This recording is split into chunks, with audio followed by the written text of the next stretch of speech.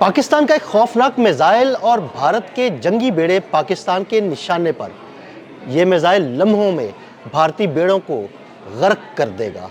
आमिर रज़ा से बात करते हैं। आमिर भाई, ज़बरदस्त मिसाइल है, इस मिसाइल के बड़े चर्चे हैं, भारत में वावेला मचा हुआ है। इस मिसाइल की खसूसियात बताइएगा। देखिए, सबसे पहली बात तो यह है कि वाकई चर्चा तो इसका सिर्फ भारत में नहीं है, इस वक्त दुनिया भर में है, क्योंकि पाकिस्तान ने इसको रिवील कर दिया, यानी इसकी नकाब कुशाई कर दिया। इस पर बहुत अरसा पहले मैंने एक आपके साथ व्लॉग किया था कि पाकिस्तान की मिसाइल टेक्नोलॉजी जो है उसमें दिन ब दिन जो है हर आने वाले दिन के साथ नई चीज़ जो है उसको शामिल किया जा रहा है। देखें, इस मिसाइल का जिक्र इससे पहले भी बहुत दफ़ा हो चुका, लेकिन इसको रिवील नहीं किया गया था कि इसकी स्पीड क्या होगी और इसका नेविगेशन सिस्टम कौन सा होगा और इसके अहदाफ और हदफ कौन से होंगे। देखें, पाकिस्तान को जिस दुश्मन का सामना है उसका नाम भारत है, लेकिन चले भारत के अलावा भी जो दुश्मन है वो भी अपने बहरी बेड़े ले आए। हमें उससे कोई अब डरने की ज़रूरत नहीं है, क्योंकि ये बहरी बेड़ों की मौत है और इसका नाम जो है रखा ही इसीलिए गया है स्मैश, यानी किसी भी चीज़ को ये स्मैश कर सकता है। हाइपरसोनिक मिसाइल है, इसका मतलब है ये माक 8 तक की स्पीड का मिसाइल है, यानी इसको कोई बहरी जहाज़ों के इंटरसेप्टर्स जो हैं रोक नहीं पाएंगे। ये इतनी स्पीड का है।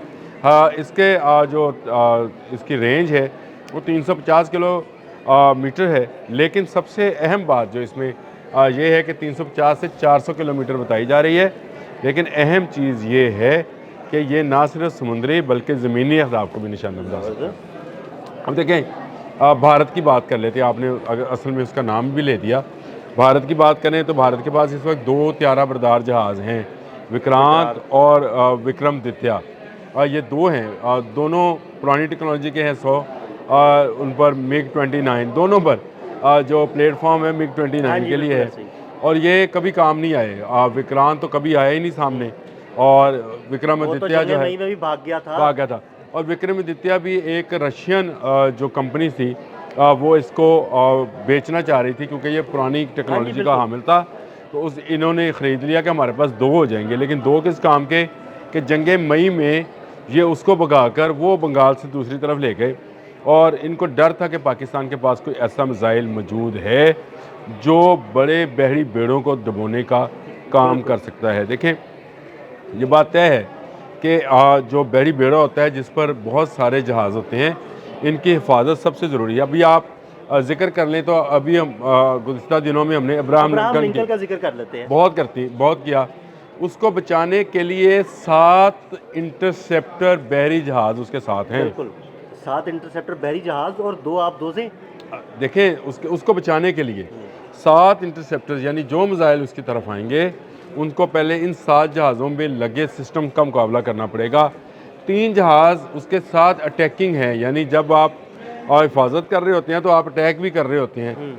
अभी अब्राहम लिंकन तक कोई नहीं पहुंचेगा, यानी 10 जहाज़ पहले और 2 आप 2 से आपने बता दी, और उनका मुकाबला करेगा तो जब जाकर बारी आएगी उस तैरते हुए शहर की जिसके ऊपर F-35 मौजूद है और जिसका अपना इंटरसेप्टर सिस्टम भी मौजूद है। यानी आप ये समझें कि एक बहरी बेड़ा जो है उसको मूव कराना जो है, ये आप 10-12 हज़ार बंदों को मूव कराने वाली बात है। और समंदर के अंदर बहरी बेड़ा है, समंदर के अंदर उनको रखना और उनके लिए खुराक, उनके लिए ऑक्सीजन, उनके लिए बाकी साजो सामान।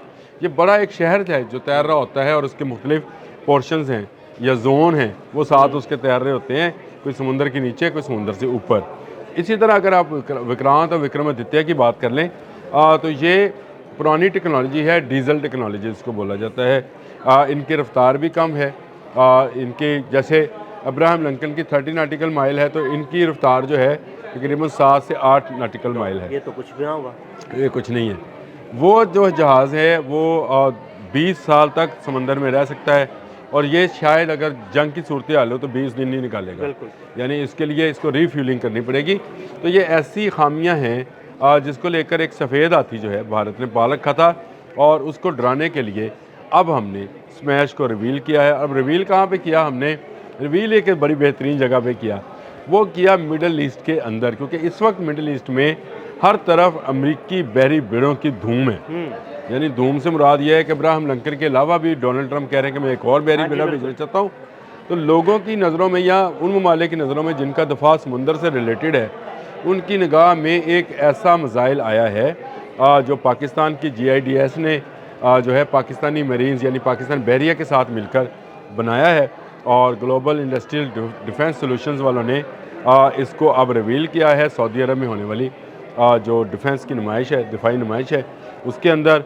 और इसके जो है इसके मुतल्लिक इस वक्त वाकई आपने जो लफ्ज़ बोला था, धूम मची पड़ी है, और ख़ासकर भारत में तो मातम हो रहा है कि पाकिस्तान मार्क 8 तक की यानी हाइपरसोनिक स्पीड तक के मिसाइल को बना लिया, और ना सिर्फ बना लिया बल्कि उसने अब उसको फ़रोख्त के लिए भी रख दिया। तो इससे मुराद ये है कि अगर आपके पास ये इजाफी है, तो जैसे मैं आपको छोटी सी मिसाल देने लगा हूँ सिर्फ आप समझाने के लिए, लोगों को समझाने के लिए, आपको तो खैर है कि JF-17 थंडर हमारे पास इस वक्त 160 हैं, हमने 200 बनाए, 40 भेज दिए। बिल्कुल अपनी ज़रूरत पूरी करके हमारे फ़ज़ाइया को जितने की ज़रूरत थी हमने वो बनाए, और बाकी 40 जो हैं हम आज़रबाईजान को पेश कर दिए, और इसके बाद जो बना रहे हैं वो बाकी मुल्क जो हैं हमारे साथ डील कर रहे हैं, हम उनको दे देंगे। तो ये मिसाइल इस हद तक पाकिस्तान ने बना लिया है कि पाकिस्तान को अब ना इंडिया की बहरी क़ुव्वत से डरने की ज़रूरत है, ना उसके त्यारा बरदार जहाज़ों की यानी बहरी बेरों से डरने की ज़रूरत है, बल्कि ख़ुद इंडिया अब डर रहा होगा। और वो जो सवेद आती है उसने विक्रांत और विक्रमादित्य के नाम से पाल रखे हैं। विक्रम और विक्रांत विक्रम और विक्रांत जो हैं ये जो हैं ये वैसे विक्रम और बेताल की कहानी एक है, कभी पढ़ी है, का बड़ी मज़े की कहानी है। अच्छा चले, ये जो है ये पाकिस्तान की मैं समझता हूँ कि दिफाई नुक्ता निगाह से एक ऐसी टेक्नोलॉजी है जिसने पाकिस्तान के लिए नई राहें खोल दी हैं।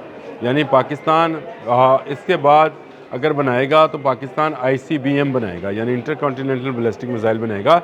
ये भी बैलिस्टिक मिसाइल है जो कि अपने जहाज़ों से लॉन्च, यानी इसकी जो लॉन्चिंग है वो बहरी जहाज़ों से होनी है, लेकिन अगर बहरी जहाज़ जो है वो ज़मीन को हदफ का निशाना हदफ बनाना चाहता है या वहाँ पर निशाना लगाना चाहता है तो इसके ज़रिए लगाया जा सकता है।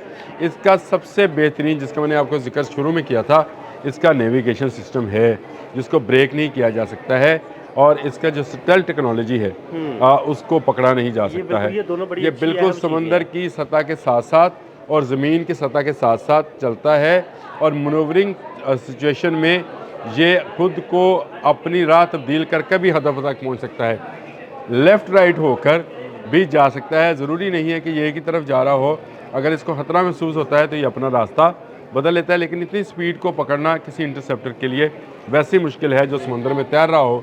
तो मेरा ख्याल है पाकिस्तान ने अपनी समंदरी बर्तरी सिर्फ एक मिसाइल को रिवील करने से शो कर दी है। इससे पहले हम फ़ज़ाई बर्तरी हासिल कर चुके हैं, और अब हमने समंदरी बर्तरी जो है वो भी साबित कर दी है कि अब इंडिया का या किसी भी दुश्मन मुल्क का कोई भी जहाज़ पाकिस्तान के पानियों में आएगा तो बच के वापस नहीं जाएगा। बहुत शुक्रिया आमिर भाई जी। बिल्कुल आमिर रज़ा ने बड़ी तफसील के साथ इस मिसाइल की खसूसियात के बारे में आपको बताया, और ये भी बताया कि भारत का कोई भी बहरी बेड़ा या कोई भी बहरी जहाज़ पाकिस्तानी पानियों में आएगा तो बचकर वापस नहीं जाएगा।